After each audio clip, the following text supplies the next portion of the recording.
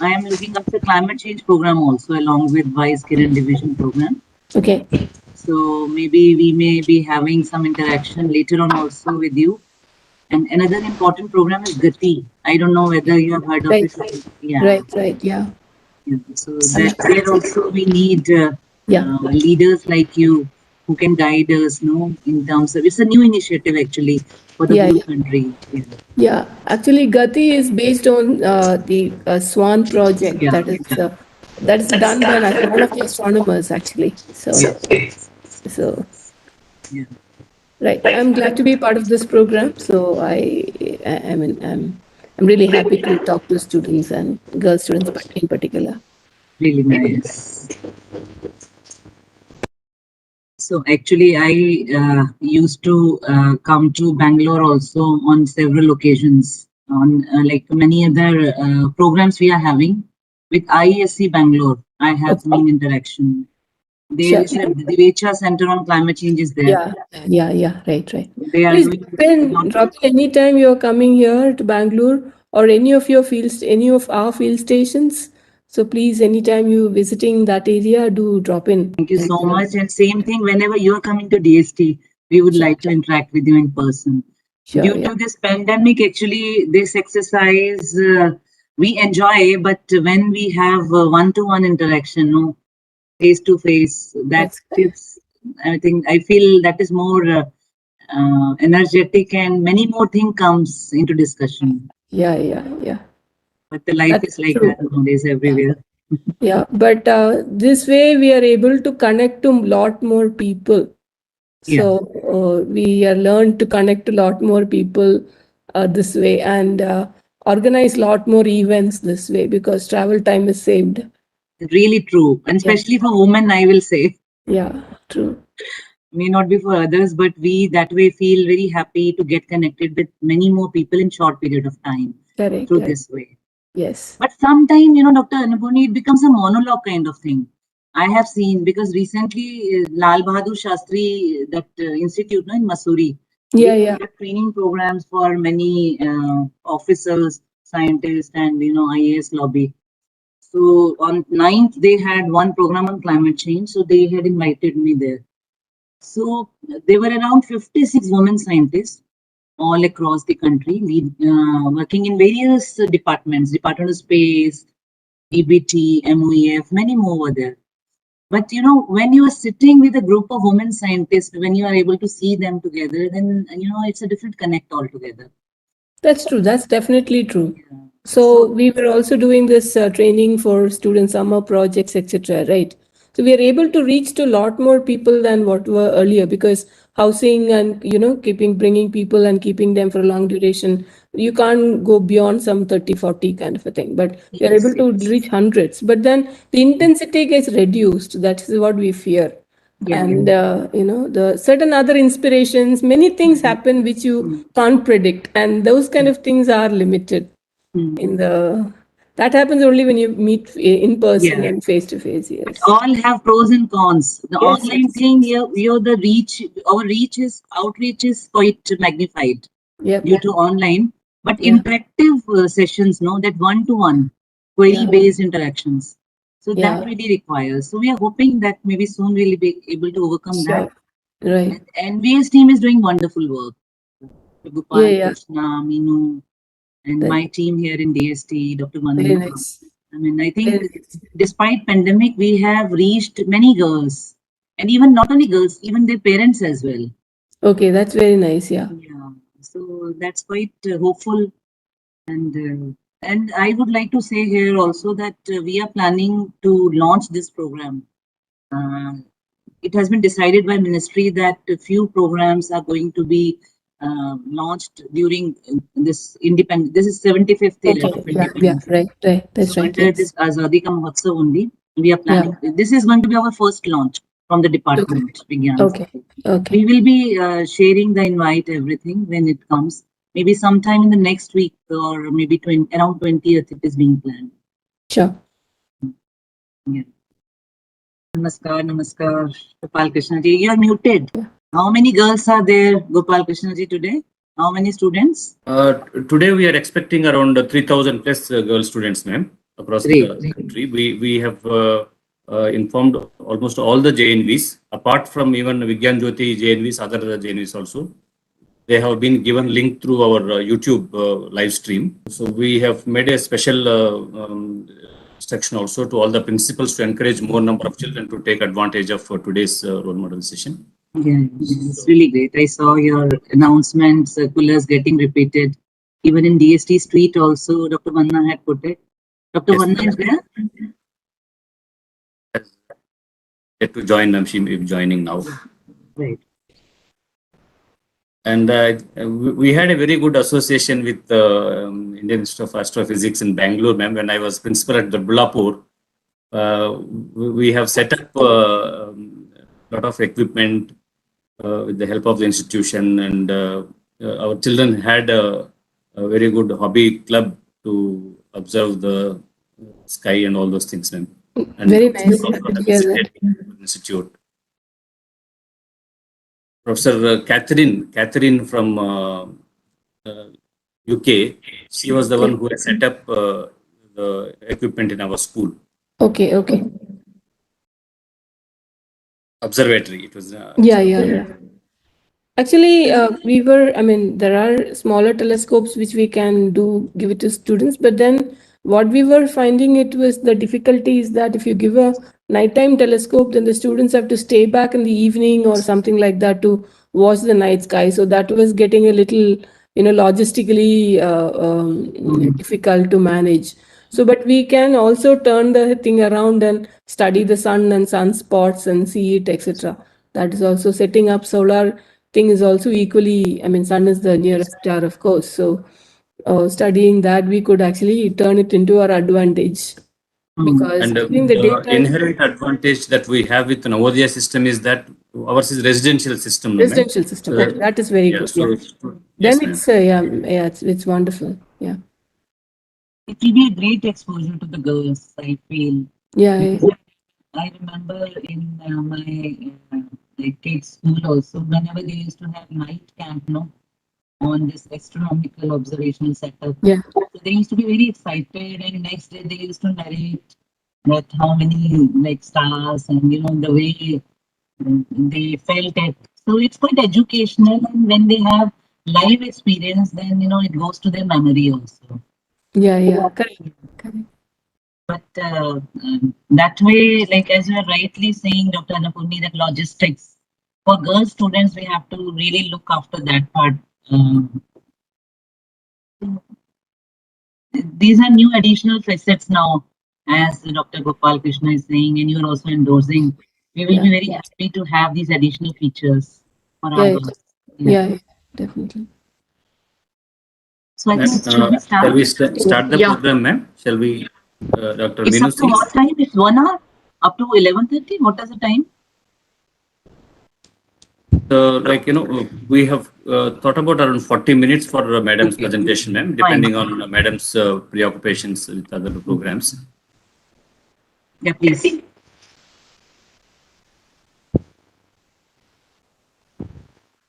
Voice is not clear. Voice is lost, ma'am. Puneet ma'am is asking to make her a co-host so that she can have the mute unmute facility. I request you to make her co-host. Now you are able to do it, ma'am? Not yet? So Lakshi, if you could see to it, if you can make the co-host. Yes, ma'am. Can you do it now? Yeah, I can unmute. The thing is, if the co-host, when I unmute, I can't. If I mute, I can't unmute again. So sorry. Yeah, I'm so much used to muting when you're not speaking because you have to suppress the background. So I always mute when I'm not speaking. That's a habit. Sorry. Yeah. Okay. So good morning, dear students of Vigyan Jyoti program, respected principals and teachers of Jawahar Navodaya Vidyalayas and other schools, esteemed members of the Department of Science and Technology and Navodaya Vidyalaya Samiti, and all other students watching the program today. We are celebrating Azadi Ka Amrit Mahotsav under Vigyan Jyoti. I, Dr. Meenu Singh, welcome you all on behalf of Department of Science and Technology and Navodaya Vidyalaya Samiti for today's session of role model interaction. We are extremely fortunate today to have Professor Annapurni Subramaniam, Director of the Indian Institute of Astrophysics, Bangalore, amongst us, as role model who has made her mark in the science and technology arena and whose outstanding and exemplary work in astrophysics is bound to inspire anyone to reach their fullest potential. Professor Annapurni Subramaniam is a recipient of several awards and fellowships and a perfect role model not only for all girls in STEM but also for all the researchers who want to contribute in science and technology fields. Today, she will speak about her journey and prospects in the field of astrophysics. We are equally glad to have among us Dr. Nisha Mandiratta, who is the head of Women in Science and Engineering Kiran Division and also head of Climate Change Program of Department of Science and Technology. Dr. Mandiratta is a renowned scientist and a source of inspiration for our Vigyan Jyoti scholars. Also present amongst us are Dr. Vandana Singh, Scientist E and Officer in Charge, Vigyan Jyoti Program in DST. Shri T. Gopalakrishna, Deputy Commissioner and Project Coordinator of Vigyan Jyoti Program. Shri B. C. Pant, Assistant Commissioner and Nodal Officers of NBS. Once again, I welcome you all to take advantage of this excellent opportunity. I now request Dr. Nisha Mandiratta Madam to formally welcome and introduce Professor Annapurni Subramaniam Madam. Thank you and good morning to everyone. It's really my privilege to be among all of you today in this special event to celebrate Azadi Ka Amrit Mahotsav on the occasion of India's 75th Day of Independence under Vigyan Jyoti program. As all of you are aware that Vigyan Jyoti is a very unique initiative conceptualized by Department of Science and Technology, which is mandated to encourage meritorious girls to pursue higher studies and careers in the underrepresented areas of STEM.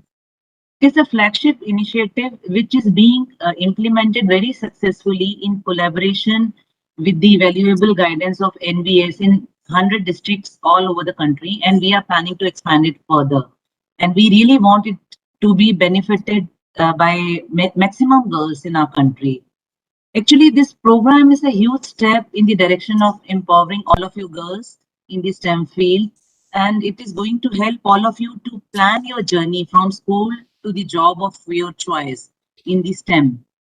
As one of the main objective of this scheme is to motivate girl students towards career in STEM, as I mentioned that we want all of you to understand the power of STEM and how you can involve yourself and choose a career path. So we intend to give you exposure to various scientific careers so that you have a better hand-holding, guidance and mentorship. And it will help you overcome various barriers, cultural, mental barriers, in understanding the power of STEM. And we are regularly organizing many interactions between eminent scientists and students. So today it is a really great opportunity for all our girl students to listen to Professor Annapurni Subramaniam ji, who is the Director of Indian Institute of Astrophysics, Bangalore, one of the most renowned and autonomous institute of Department of Science and Technology. And IIA has been working actively in the research and education of astronomy, physics in the country. And you all might be knowing that IIA has contributed AstroSat, which is India's first dedicated multi-wavelength space observatory under the superb leadership of Professor Annapurni. She has about 3 decades of research experience and has published more than 150 research publications in various topics related to her field. She has guided many students, and many PhD scholars are fortunate to get the guidance from her. She is currently the chief editor of Journal of Astrophysics, Astronomy, which is jointly published by Indian Academy of Sciences and Astronomical Society of India. She is also a scientific editor of research in astronomy and astrophysics, published by Chinese Academy of Sciences. So girls, I think you are not only going to get to know about her experience as a renowned scientist of our country, but also how in a leadership position she is contributing so much at the national and international level. She has been involved in many projects as the calibration scientist for the UV imaging telescope on board India's first space observatory. And also, she headed the Indian team of observatory software and completed the delivery of common software in 2019 in the 30-meter telescope TMT, which is being built by an international consortium with India as a partner. It is one of the most prestigious program under the Department of Science and Technology, headed by her. She is PI of many more programs funded by ISRO. And now I would like to tell that not only her involvement and her acumen in the scientific arena, but also she is the proud owner of many awards and prestigious fellowships. You might not have heard also, girl, of those fellowships, but I would like to mention, and Dr. Annapurni will herself tell about it.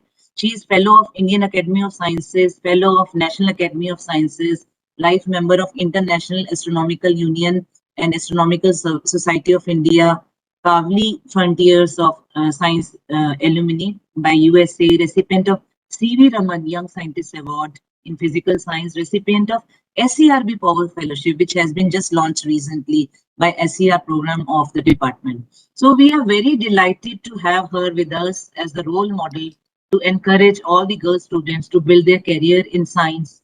And I'm very sure that her august presence will inspire and encourage all our Vigyan Jyoti scholars to accomplish higher goals. And I'm very happy to see that today, as told to me, that around 300 girls have joined in this special event. We look forward to listen to Dr. Annapurni from her wise experience in the STEM field. And I request you to please address our students. Over to you, Dr. Annapurni, please. We wish to listen to you. Thank you. Thank you so much, Dr. Nisha Mendreta, for a very elaborate introduction. And thank you so much, DST and all the team involved in this program for inviting me and giving me an opportunity to talk to all the young aspiring scientists out there, girl students particularly.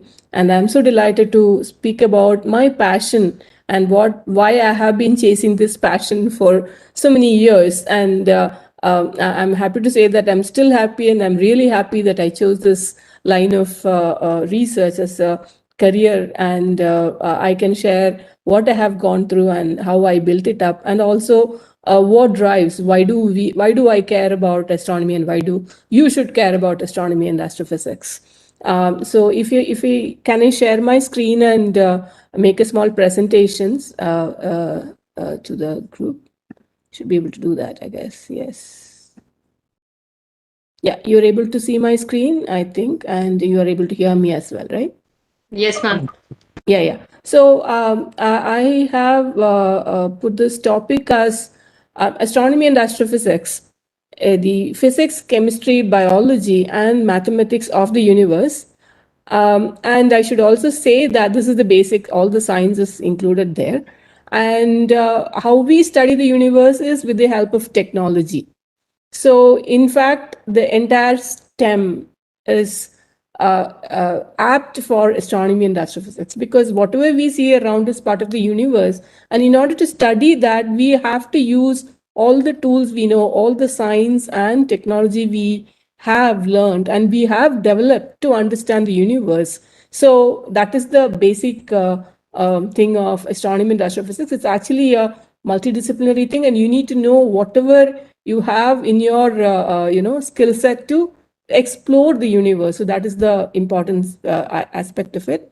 And as all of you know, the night sky is the major you start wondering about a lot of things when you start looking at the night sky. So it's like the twinkle twinkle little stars, we start with that thing, but it's much more beyond that, because If you step out in the evening, which is dark, and night, which is dark, and you look at the clear sky, you start wondering, oh my God, look at it, it's so beautiful. And so many things, so many stars, so many patterns, so many constellations. So that you start wondering about. So this is one such night sky, and you can see a lot of things. And looking at the night sky, one starts asking, why are the things the way they are? Why do we see constellations differently and different during the same different months have different constellations, and etc. So it starts also, you yourself start asking a lot of questions, and it opens up a lot of your own thinking, etc.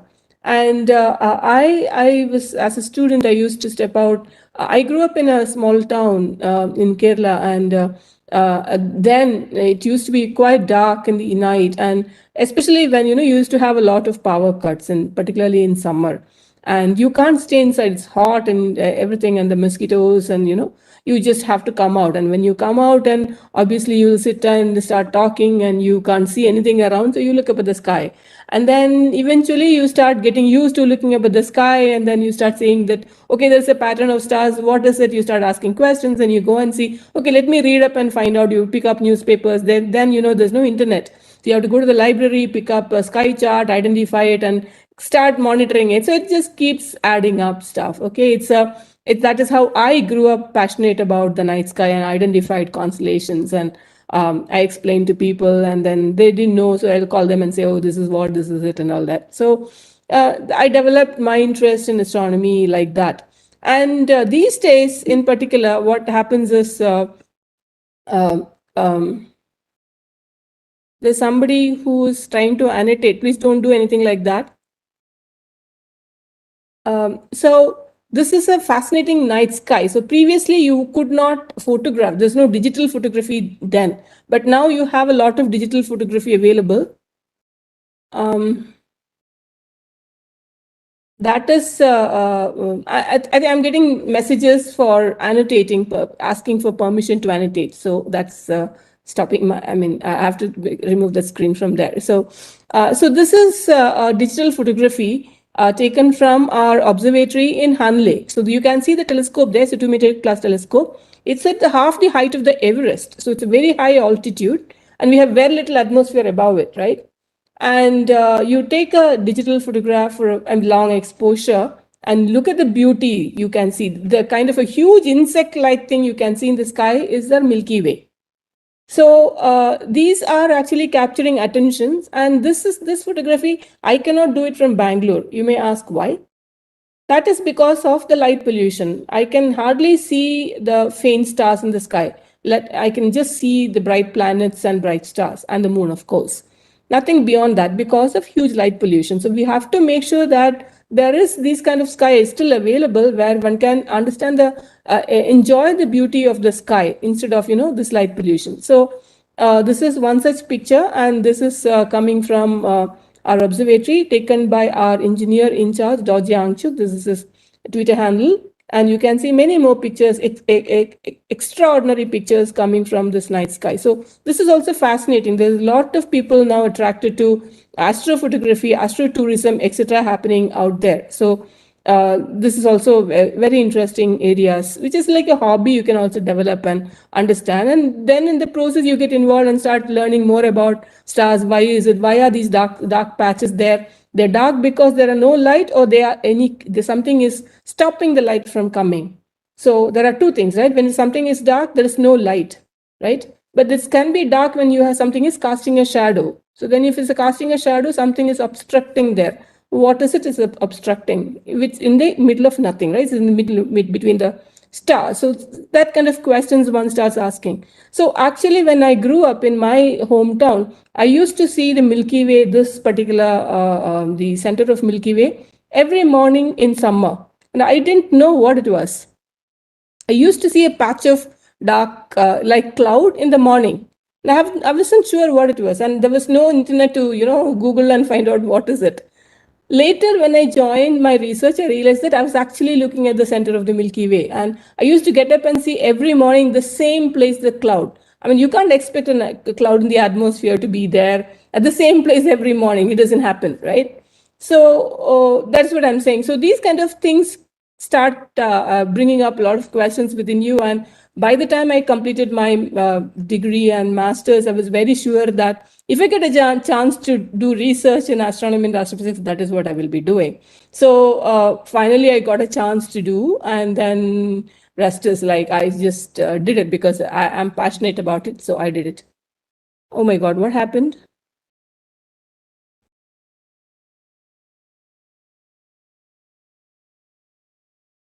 You have to share again, looks like.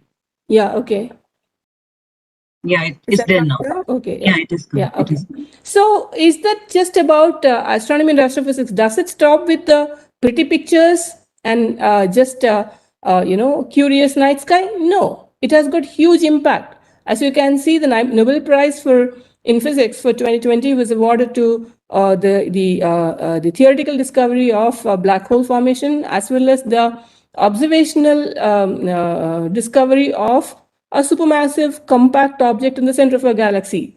So this is the other extreme, right? So Nobel Prize winning research that can be carried out in astronomy and astrophysics. So it is very important to do it. And I think I don't think I need to introduce black hole. Everybody knows about it, and everybody has maximum number of questions about black hole, what they are. So even the researchers have maximum number of questions about it. So people have worked on it for decades together to understand it. One is theoretical, the other is how do we detect its presence. Now, how do we detect its presence? As you all know that, how do you detect it? Because you know that the black hole cannot emit any light. So how are you detecting it? It's an indirect detection. So what we do is we actually trace the location of stars which go around, like the Earth is going around the sun. If you didn't see the sun, but the Earth is going around, you can notice, just assume that. Then what you're seeing is something is going around something. Now let's see, why is it going around something? Because there is gravity, as you know, physics. So then you know that you can estimate the mass of it. So it's painstaking to study the motion of a single star, which is very, very far away. First of all, you have to segregate it and resolve it. So that is where technology is coming. So this is done in the near infrared, not in the optical. So you have a lot of technology required to trace it, find the velocity, estimate its orbit, etc. Right? So that happens with respect to technology. So it's a collaboration between technology and physics and mathematics. So that is required there. So this is the work over a long period of time to understand it, and we actually established that there is a huge, massive thing which is occupying a very small volume. So that basically is like a black hole. So that is what the inference is coming from here. So okay, then the next question you can ask is, okay, fine, there's something is out there at the center of the galaxy. Why am I worried about it, right? Why? How is it affecting me, or why should I get interested in it? Now, let me come to another point. How astronomy and astrophysics and the research is carried out, as well as technology, is shaping our lives every day. Okay, what is that? Let me come to the next slide. So, astronomy and astrophysics has been one of the ancient science humankind has pursued, right? So, there is a lot more interest now. But is it any different from what it was earlier? So, why did we study it to begin with? To begin with, knowing astronomy was a life skill, because even if you look at population where you don't have any watch, okay, communities where don't have any watches, they don't look at watches. Even the old people, they just look outside and say that, oh, this is the time. How do they know that? They look at daytime, you can say that, oh, the sun is too hot and, little faint, and you can say morning and evening. But people also know, step out and look at the sky and say that, oh, this is the time, this is night time. They know it because they know the stars. They know at which month, which stars rise, which constellations rise and set. So it was a method to find out time, and when there were no clocks. But now, is it relevant? No, nobody looks at the clouds. You have no idea what kind of stars are in the sky, right? So that life skill is taken away by technology. And of course, you look outside to see whether it is a early morning or late night or something like that. So that has become a very coarse way of looking at the time, but not the fine accurate way of looking at the time. But what else Navigation. If you want to go navigate from one place to the other, you have to travel northwards. Then the sun in the daytime, you can see the shadow and see this which direction it is. But the nighttime, sun is not there. So you have to see the sky. You need to understand where the pole star is. If it is in the northern hemisphere, you need to identify where the constellations are to navigate yourself. See, for example, when people navigate through sea, when sea voyages are taking place, you're completely lost in the sea. There is no way, water everywhere. So how do you go? You have to look at the stars and navigate. So as in, you can see in this picture, there are two patches out here, which are called you can see these patches. I hope you can see my cursor. So this is one patch here, this is one patch here, right? These two patches are not clouds, they are nearby galaxies. And they are in the southern sky. And southern navigators use them to as direction markers. And these were called as Magellan. Magellan used them, so they're called Magellanic clouds. Though they're known as clouds by their name, but they're actually galaxies. So they help us in navigation. Now, is it relevant now, today? Let us think about it. How do we navigate if you want to go from one place to the other? You don't look up you don't look up, you look down to your mobile, and in fact, right, to get a Google map or directions. And how does that work? That works with the help of GPS, Global Positioning System. Now, Global Positioning System tells you that where is your device located with respect to a couple of satellites which are up in the sky. Now, it is the GPS tracking which I have shown in the picture here. There's a lot of satellites which are going around the Earth, and you're tracking it, right? Now, you need to know that you are moving, and the satellites have to keep you tracked, right? You have to, they are moving, and they have to track you and say that which part of the road you are in, or you have crossed the road, or you have to you miss the left turn, or you miss the right turn, or etc. Right? So how precisely are they? They're able to tell you very precisely. How are they able to do it? The satellites are stationary out there? No, they're not. If they're stationary, they'll fall back to Earth. So satellites, how they stationary? They orbit. They keep moving, right? Is the Earth stationary? No, Earth is not stationary. Earth is moving with respect to Sun. It is rotating, and also it is moving. It's got an orbit around the Sun. Is the Sun stationary? No, it is going with respect to the center of the galaxy. Is the galaxy stationary in a larger period, longer time scales? No. So nothing is stationary out there, and neither are you stationary. So how is this location happening? There is a request. Two satellites may tell you with respect to each, I know the relative position, but you need to know your absolute position on the surface of the Earth. To get an absolute position, the satellites have to find a fixed frame of reference. They cannot have a relative frame of reference. Now, how is that got? That is obtained with respect to quasars in the sky. Okay. Quasars are nothing but these kind of supermassive black holes which we have detected in the center of our galaxy. But these are such systems very far away. But the central black holes are very bright. So they are called quasars. And these are, since they're really, really far away, you can consider them to be practically stationary. So astronomers have provided a list of quasars, some 200 odd quasars. And these are the basic framework, fixed framework, with respect to which every satellite knows its exact position at each and every second.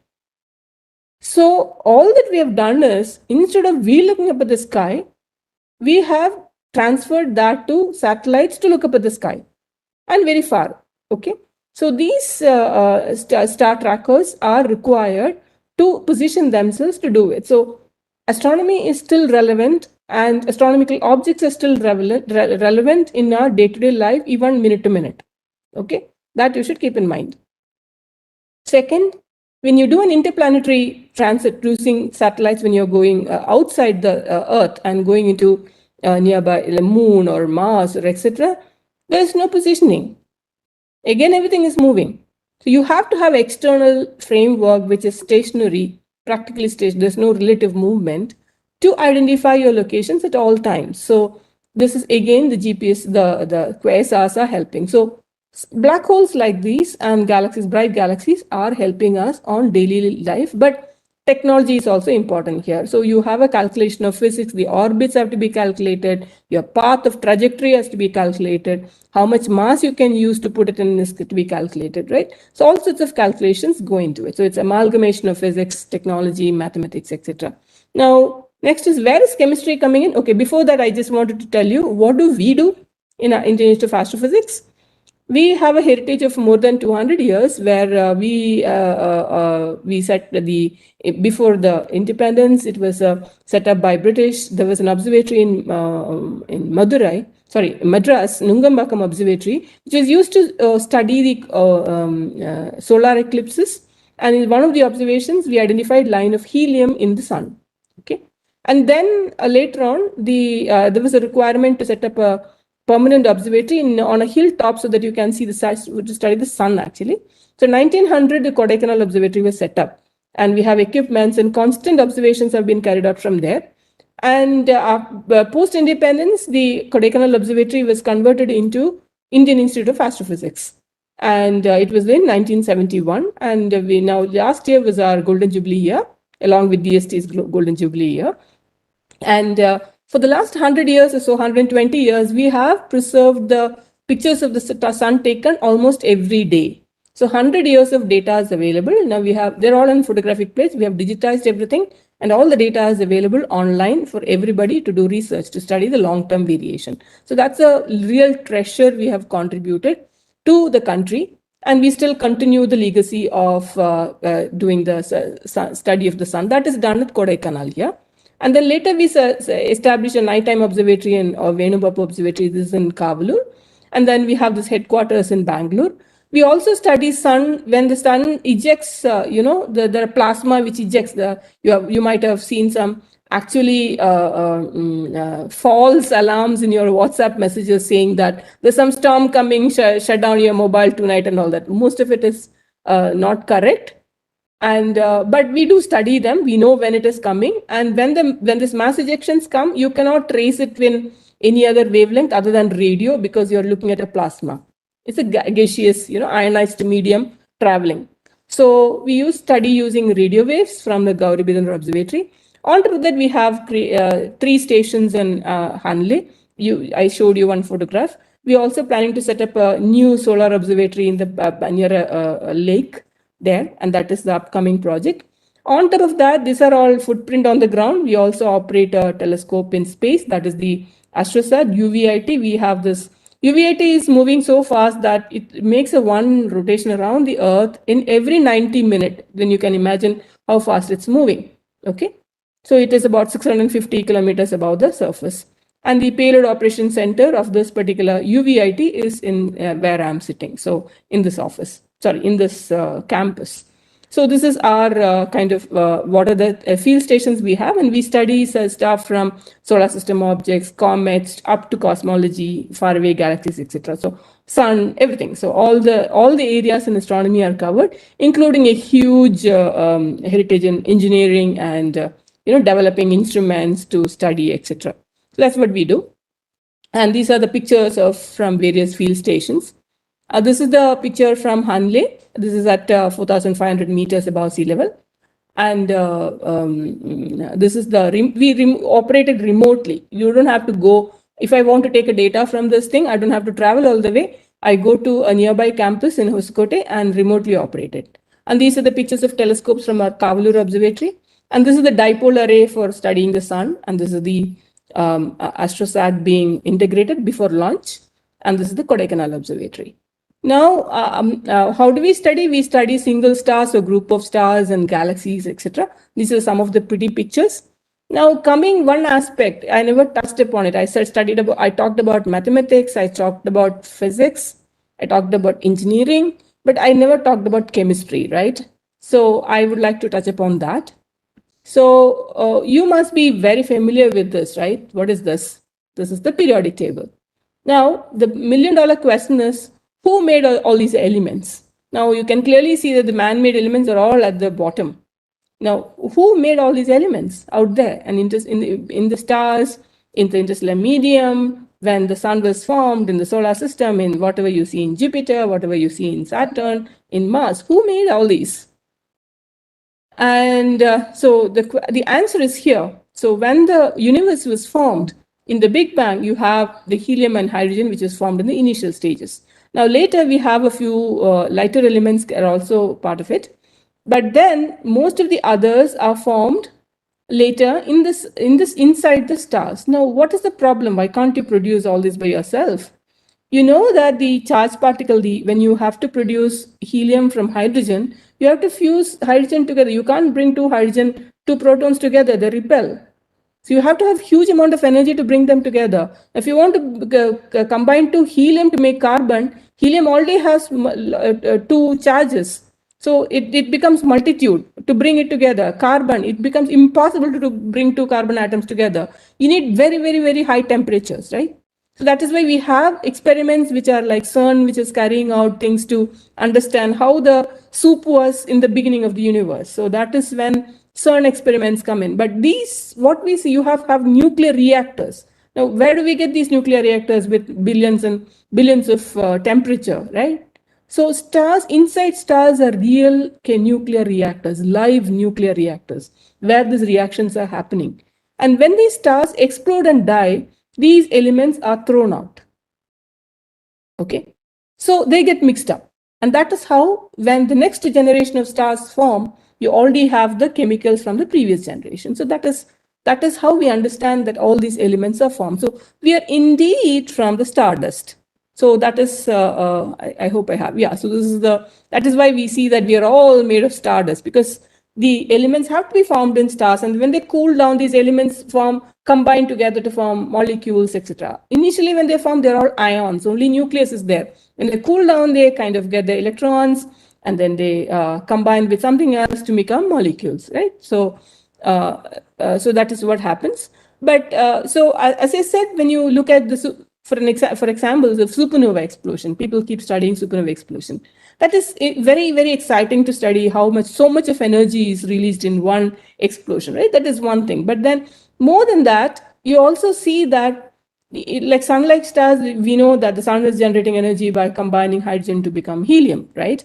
And if you had a little bigger star, then the central regions can actually combine, the helium can combine to make carbon. If you have a much more massive star, then carbon can combine to become something else, silicon, magnesium, neon, etc. Right? Then finally it will reach iron. Now you cannot actually make two ion nuclei merge, and probably you know it. It's the binding energy problem. So it stops there. So at the star which is about to explode into a supernovae, you can actually see that inside portion will be iron, and the rest of the portion will be like different elements. And this is like an onion skin model. You cut an onion, you can see shells, right? So these are shells of different elements there. Now, when the supernova explodes, the core collapses. That is when it becomes either a neutron star or a black hole, depending upon its mass. But what happens to the outer region? It all gets exploded and thrown out into the interstellar medium. So that all these chemicals get enriched. So that pollution happens over a time scale, and that is how the elements are made.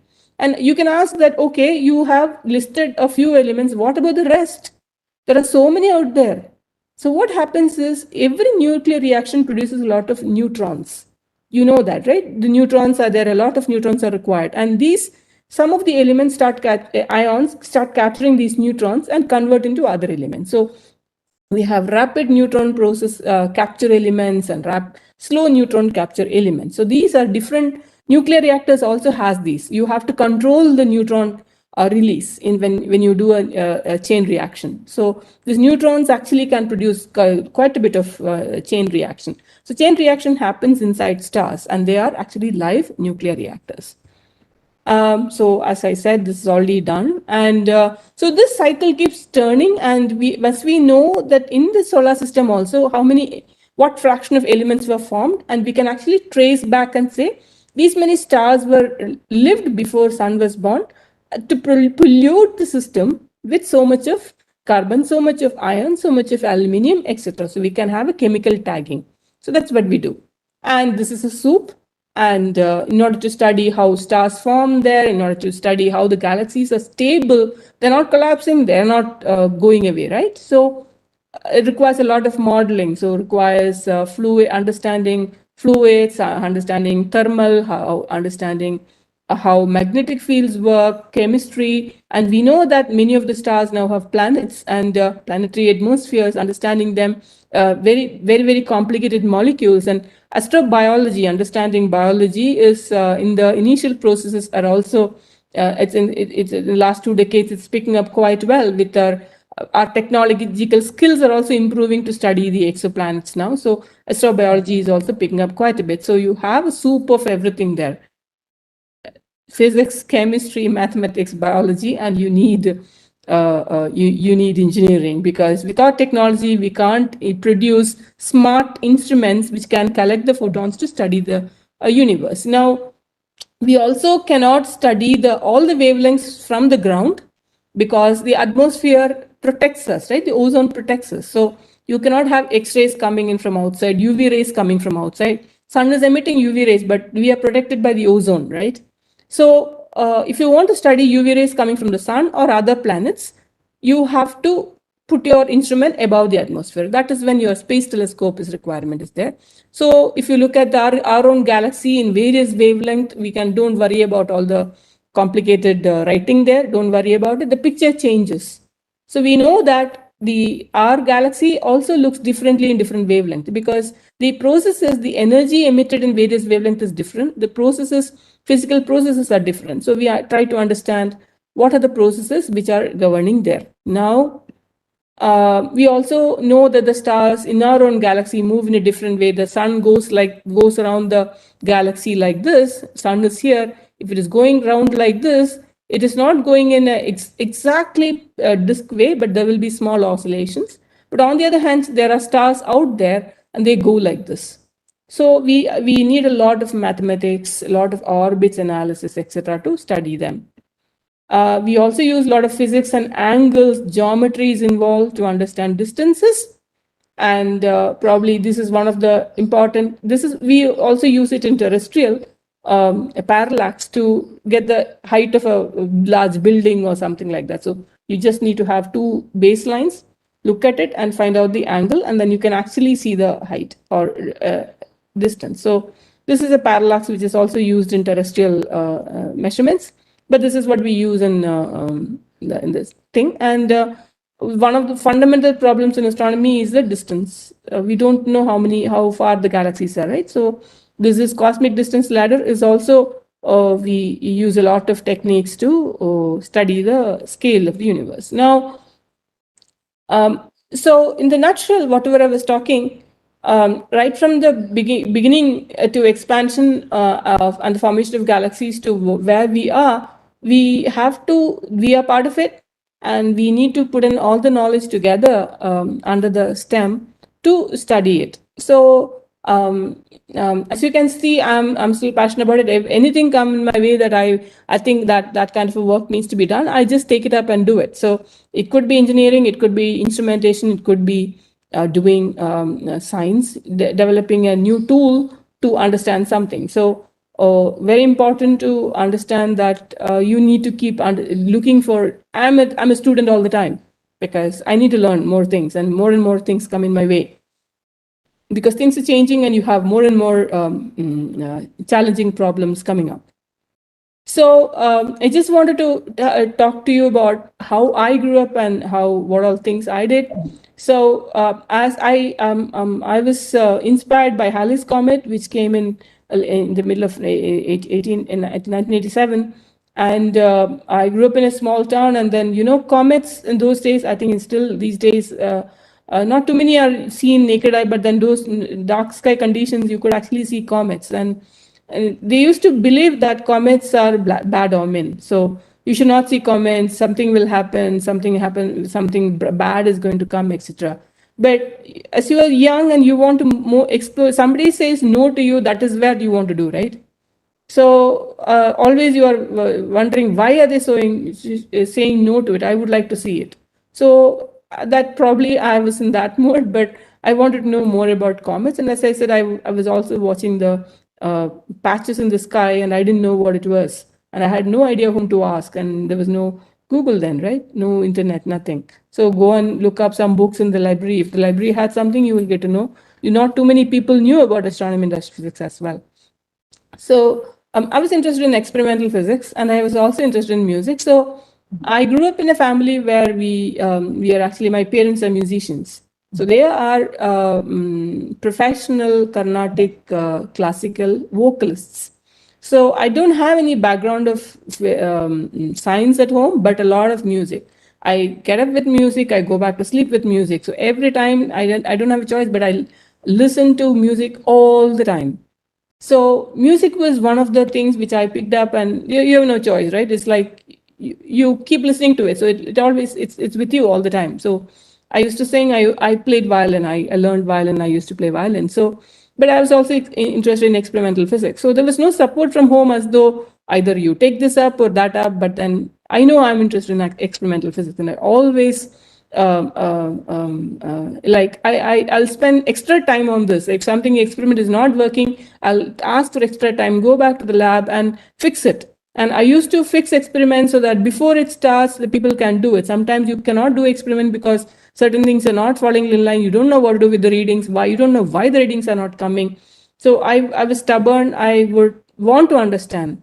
So I'll keep trying to make different connections, or change the voltmeter, or check the voltmeter, why the voltmeter is not working, a meter, etc. I used to play with all of these, and I was happy to have a lecturer. It was a government college. I studied in government school and I studied in government college. So a lot of problems because there are not too many funds, and the equipments are not very good, etc. But then there was a person who would let me do it.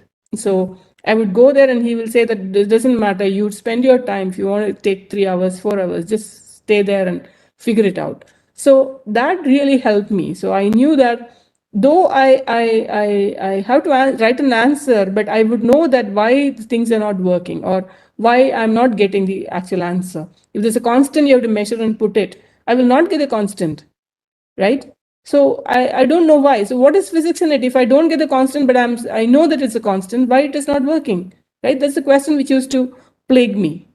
But then after working with them, I know that there are resistance there which we are not accounting for. There are certain friction there which are not we are accounting for. So then I understood what was happening. So that really was an eye opener for me.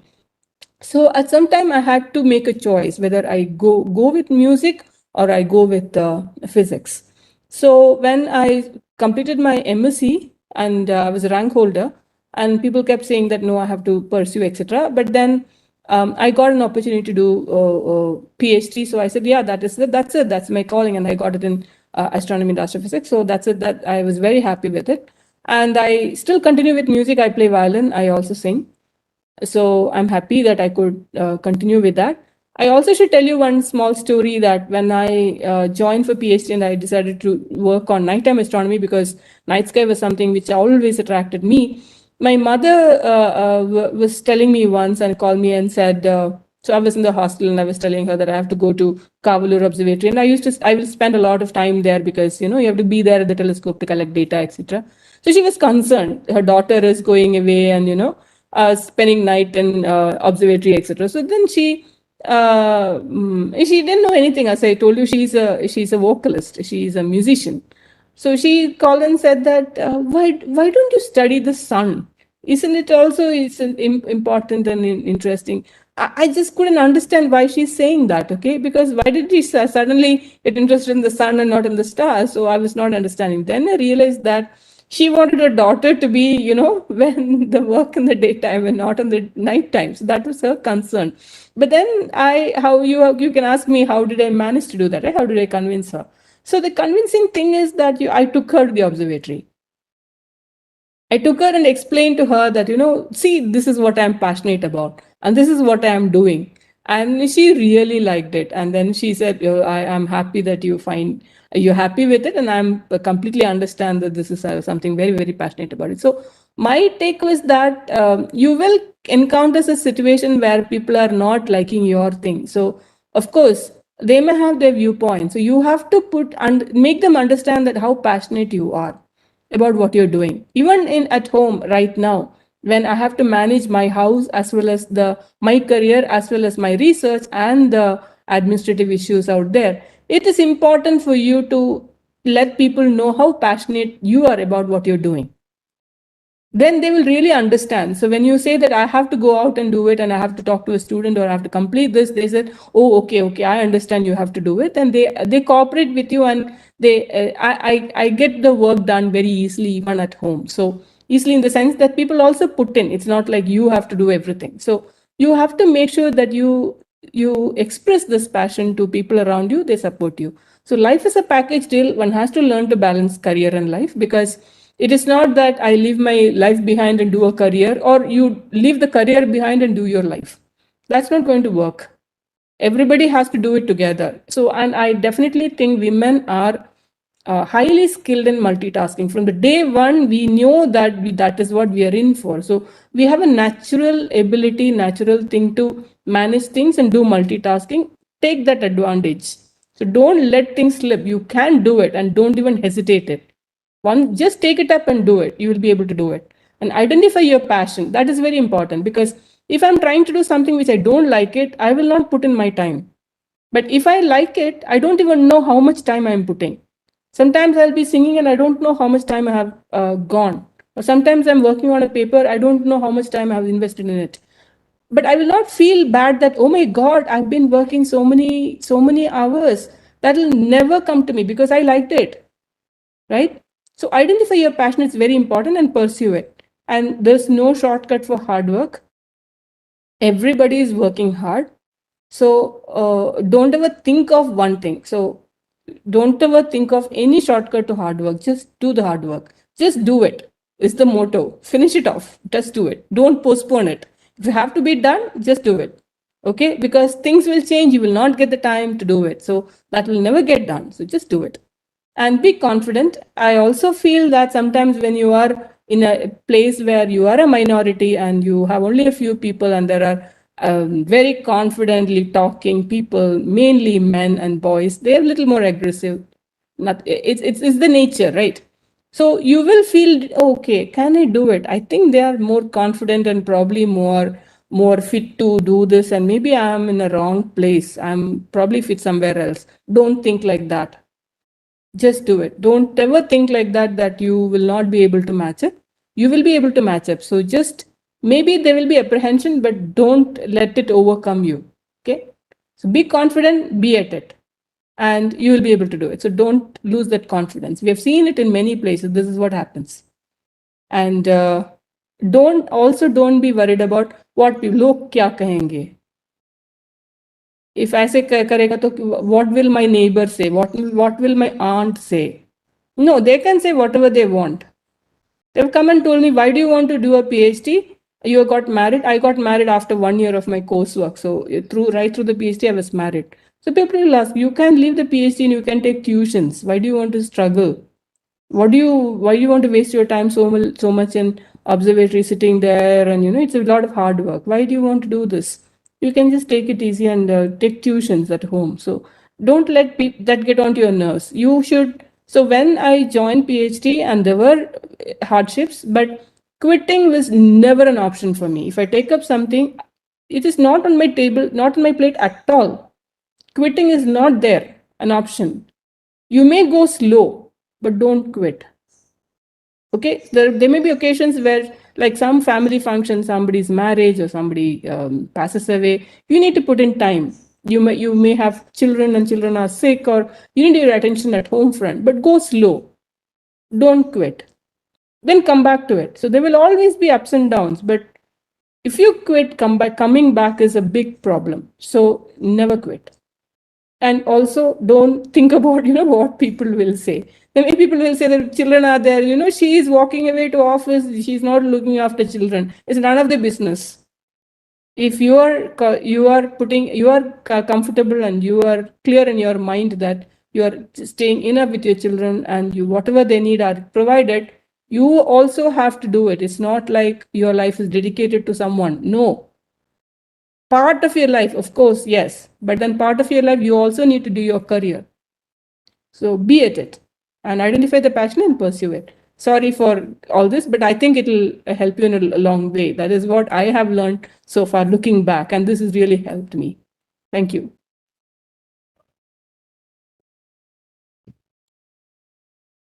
Thank you, madam, for your inspiring address and valuable message that radiated a source of energy and enlightened us all. Now I would like to request T. Gopalakrishna sir to place vote of thanks. Thank you very much, Dr. Menu Singh. It's such a great moment for all of us, ma'am, listening to you and your journey. Respected Professor Annapurni Subramaniam, madam, Dr. Nisha Mandrita, ma'am, and all my team members, principals, teachers, and students. This is one of the most inspiring role model sessions that we have. In the process of building Atmanirbhar Bharat by the year 2022, as part of celebrating Azadi Ka Amrit Mahotsav, this role model session by you is so inspiring and so contextualized, so liberating and inspiring the students towards science, technology, engineering, and mathematics. And how much and what it means to choose a career which suits the interest and the passion of an individual is proved through your journey, ma'am. And it is going to be a real awakening for all the Vigyan Jyoti scholars who have been part of this role model session. Thank you. And the most inspiring points that you have given, not only to Vigyan Jyoti scholars, but for all of us, life is a package deal. One has to learn to balance career and life. Is very, very meaningful, very inspiring, and that too coming from you, having seen the life in all its details, is really it is emulating and worth following for all of us. And identifying the passion and pursuing it without getting stuck up is the bottom line and is the secret of success. That's what you have proved in your career, man. And whatever points you have put forth our Vigyan Jyoti scholars, as you know, ma'am, these are all budding scientists aspiring to be part of STEM education and STEM related careers in their lives is going to be an excellent background for taking various decisions during their journey of career and life. Ma'am, as you have rightly said, that Navodaya Vidyalayas being residential schools and providing quality and modern education to the rural talented children, and your association with Vigyan Jyoti program would be a value addition, and I am sure with your blessings and guidance, we will be able to add more value to this program, and we will be in touch with you for introducing many more inspiring programs for the benefit of the Vigyan Jyoti children. I take this opportunity to express our gratitude on behalf of Navodaya Vidyalaya Samiti and Vigyan Jyoti team from DST and NVS. And also I take this opportunity to express our gratefulness to Dr. Nisha ma'am, who has been always there to motivate us, to give us new dimensions of adding value to the Vigyan Jyoti program, and who all those people who are associated with this Vigyan Jyoti initiative at NVS headquarters. So it has been a wonderful journey, and each and every word that we have mentioned is going to be a path-making kind of guidance for the Vigyan Jyoti scholars. I take this opportunity to thank everybody who has been part of this role model session, directly or indirectly, and making it a reality on a most crucial and most significant day. Tomorrow we are going to celebrate our Independence Day, and today this role model session is so symbolic. So thank you everybody. Thank you so much. Thank you so much. It was wonderful listening to Dr. Annapurni. Many great inspiring tips which you have given. Really, we would like to hear from you now much more frequently, looks like. Not only the group, we are also motivated. I will just put it simply like that. Thank you so much. Before ending the session, Yeah, Yeah, ma'am, continue. may I request you to all of you, please put on your video so that we can have a photograph with this session for the session. Please, please video. Children, please switch on your videos so that we can have a photo session with you all. Thank you, ma'am. Thank you very much. Thank you. Have a nice Thank day. you. Thank you, ma'am. Thank you, everyone. Thank you, ma'am. Yeah, Thank you so much. Bye bye. Yeah. Bye bye. Thank you, ma'am. Thank Namaskar. you.